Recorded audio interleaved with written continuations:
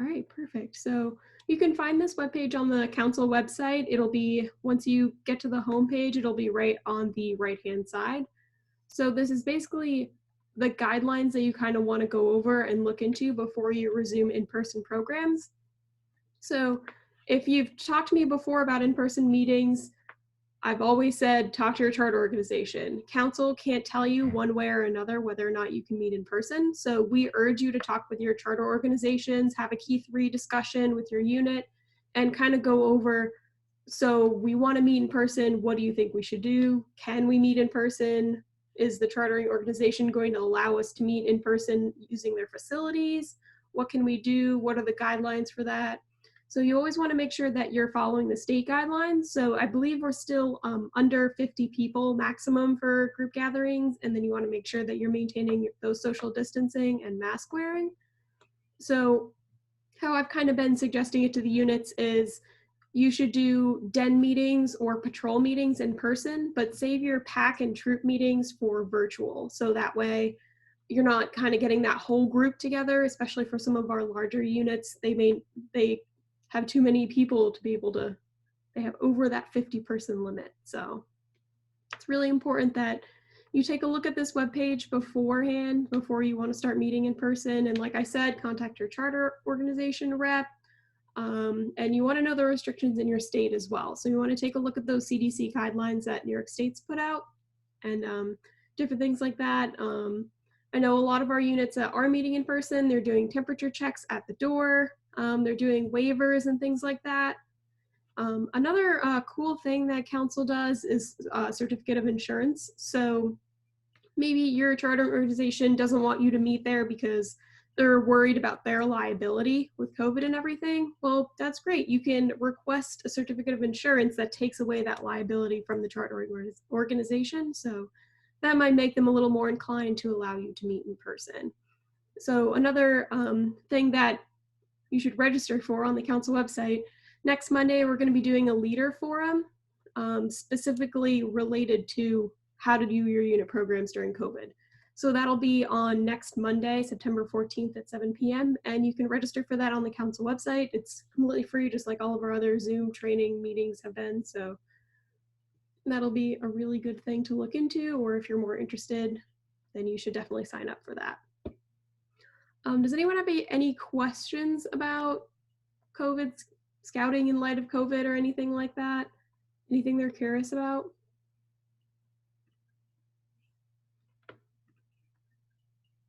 You can type it in the chat, or you can just unmute yourself, or if there's no other questions, I can kind of go on. Cool. All right, so something else too is the Scout Shop is currently open. So you can go in and you can actually pick stuff up in person now. There's no need to go through that online emailing process and have the items shipped to you. You can just go right in there and buy all of your rank advancement goodies. It's open Monday through Friday, I believe from 10 to 6, and then Saturday from 10 to 1 or 9 to 1, I believe. And then Sunday they're closed. So that's, yep, so council camps are currently open. Well, Rotary is currently open for weekend camping. So if you're interested in getting a weekend out, you can go to Rotary, camp for the weekend.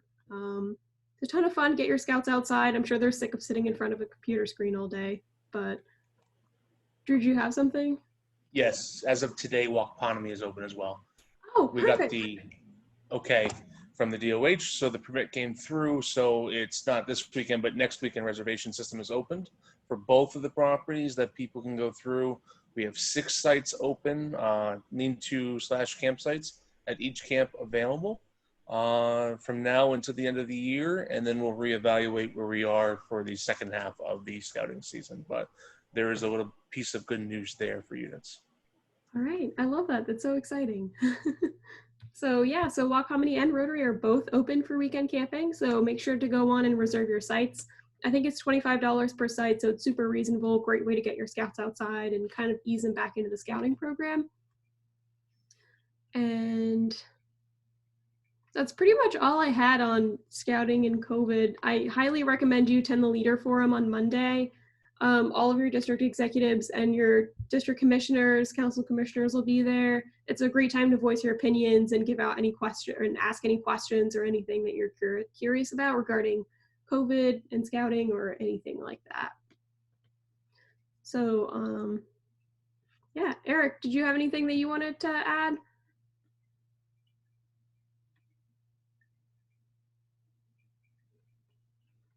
He might be busy. Sorry, I'm still working.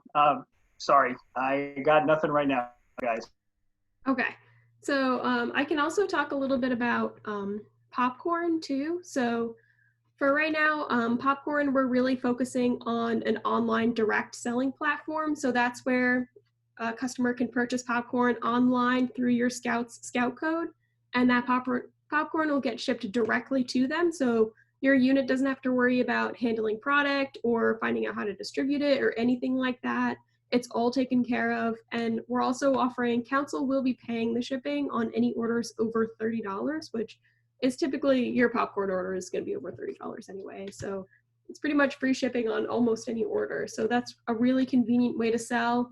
Popcorn's a great fundraiser. It's very recognizable. It's like what Scouts is known for. So if you haven't signed up to sell popcorn, I highly recommend that you do. Like I said, it's a great fundraiser, and it has such a great like commission rate when compared to other fundraisers. So highly recommend that you go in and do that. Does anyone have any questions about popcorn or anything?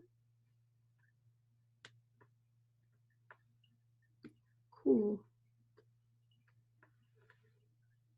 So that was kind of all we wanted to talk about. I know we were kind of hoping that you guys would have some questions and we could keep this like an open discussion. If you guys had anything that you want to talk about, even unrelated to COVID or popcorn or anything like that, I'd be happy to touch on it. I know recruitment season's coming up, so if anyone has any ideas or questions about that, I'd be happy to answer them.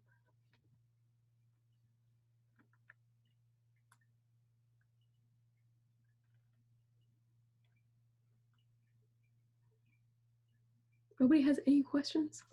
Brianna, while folks are gathering their thoughts, since I was sorry to be late, is there like a 30-second summary of what you said about COVID?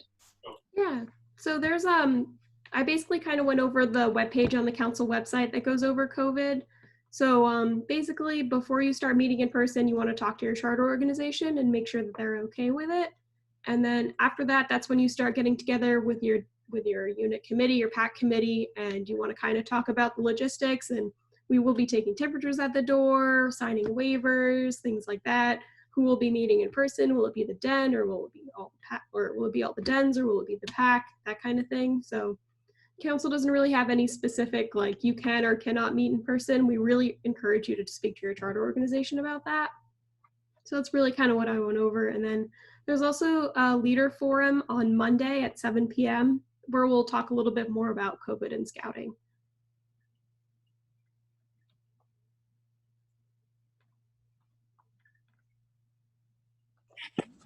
And I have a question or comment. Yeah, of course. Go ahead. With the school level, probably not going to let any of us meet in the building, which is understandable, which would cause us to have to meet in a couple other locations that we normally don't meet in. So we might have to turn in more insurance requests than we would in a normal year for different locations. Is that going to be an issue at all? I don't think so. Not that I know of. I know some people request insurance, certificates of insurance for literally everything. So I see no problem with that. I think you guys should be totally fine. And there's the link to request those is right on the council website as well. So if you just go to the council website and search certificate of insurance, it'll pop up with a web page and you can submit it right through there. Thank you. No problem.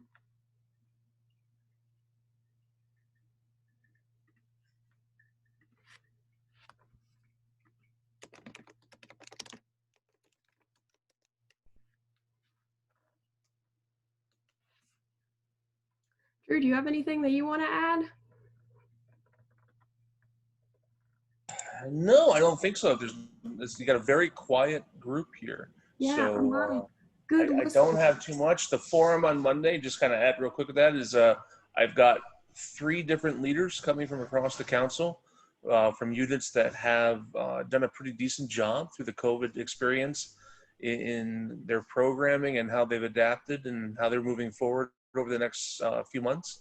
And they're going to each talk a little bit about that and take questions from the group. So it's not going to be necessarily from us council people that you're going to be talking to. It's going to be leaders like yourselves that are adapting and adjusting, and you'll be able to engage with them. So I'll hope to see as many people as possible on Monday to that, so we can have a real nice discussion. So other than that, there's not a lot of huge things going on other than helping units adjust to the new environment until it settles a little bit. So. Mhm.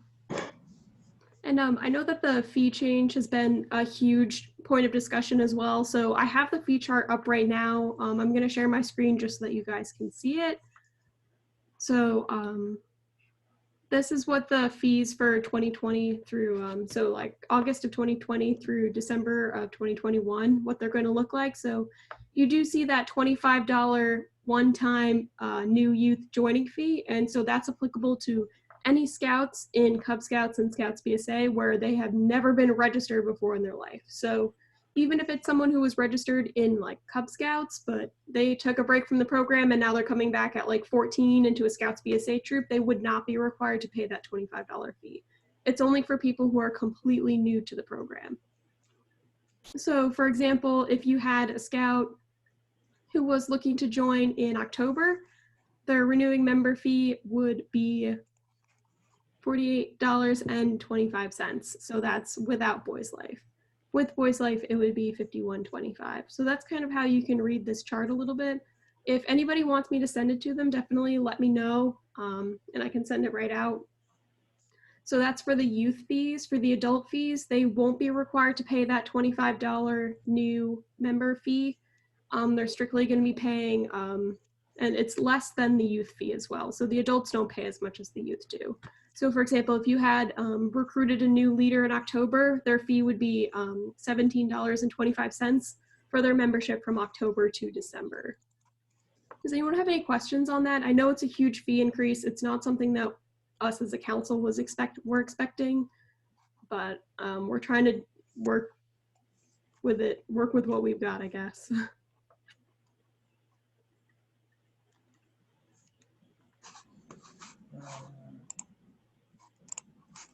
You know, one thing I would remind everybody, if I could too, is while you may not want to think about it just yet, but the fees, rechartering is coming around the corner in November and December. It's not too far away. And one thing that units and districts should be looking at this point is your youth protection training for all your members and adults. That'll be a huge hang up if some of your adults have not had the youth protection updated.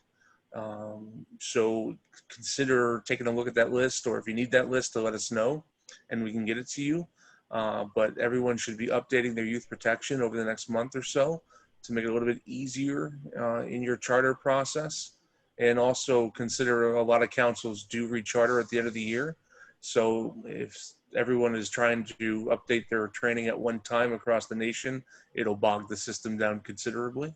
So just give that some thought. If you need the training done or somebody else does in your unit, it would be a good opportunity over the next several weeks to get that done if you could.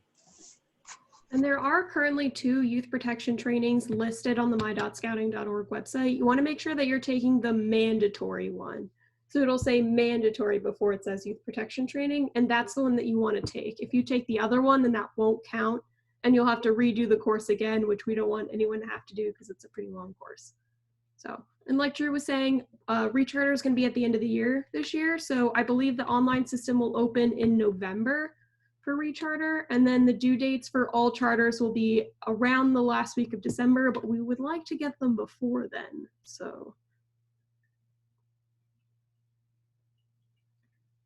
And Rihanna, what was that adult fee for the full year for 2021? Yep, so the adult fee for the full year is $69. So that's for January through December. And that's without the magazine? That's without the magazine, correct? And what is it with? So I believe Boys Life is $12 per year, so $1 per month. Yeah.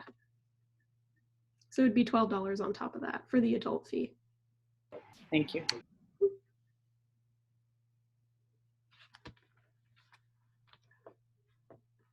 Anyone have any other questions regarding anything that we've chatted about?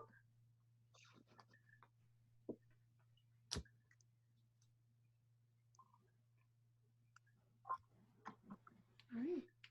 Eric, I see that you're back. Yeah, sorry about that. That was my actual job that pays me money that needed me to do something right away. I get it. Sorry about that, folks. So we've kind of covered scouting and COVID and popcorn a little bit, and then we also chatted about the increased fees and then the recharter as well. Is there anything else that you want to add on to that? Hey guys, remember about our drive-in movie night? We still don't know what the movie's going to be, but Rihanna's going to check tomorrow with the crazy guy who runs the drive-in movie theater. Seriously, he's a nice guy. Great Cub Scout event, great Boy Scout event. You can come. You can be COVID-19 compliant. You can watch a movie. You can do scout stuff. You can support the council in the district. And you get a bag of popcorn. It's a night out. And you get a free bag of popcorn for everybody. And everybody who pays gets a free bag of popcorn. So that's a great event. That'll be a fun event. I'll be there. Rihanna will be there. We'll be the only people in the movie theater.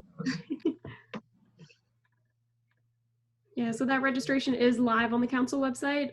You want to register per car. So similar to how you would register for Klondike as a contingent, except you will be registering as a car contingent because we can only have a maximum of 175 cars. So you want to register yourself and the people in your car when you go to register for the drive-in.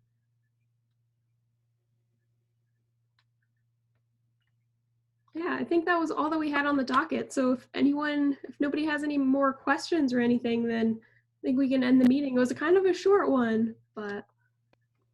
Just means you were super efficient. Thanks, Lee. Well, it just means I guess nobody has any real questions or complaints. We already had the complaints, right? Fees are going up. Yeah. Any other complaints though? I'll take them. And again, there's that the council thing on Monday. I'm going to be in on that. I think it should be good. Our own Jeannie Booby's going to be talking, so we can all cheer for the local hero there who's sharing her expertise. Yeah, awesome. All right. Sorry I had to cut out on you guys for a while. It happens. I get it. Yeah, I think that's it for tonight. If nobody has any other questions, thank you guys so much for coming out. We really appreciate it. Okay, so now may the great scout Thank you. master of all good scouts be with us till we meet again, virtually. Yeah. Goodbye, everybody. Bye. Goodbye.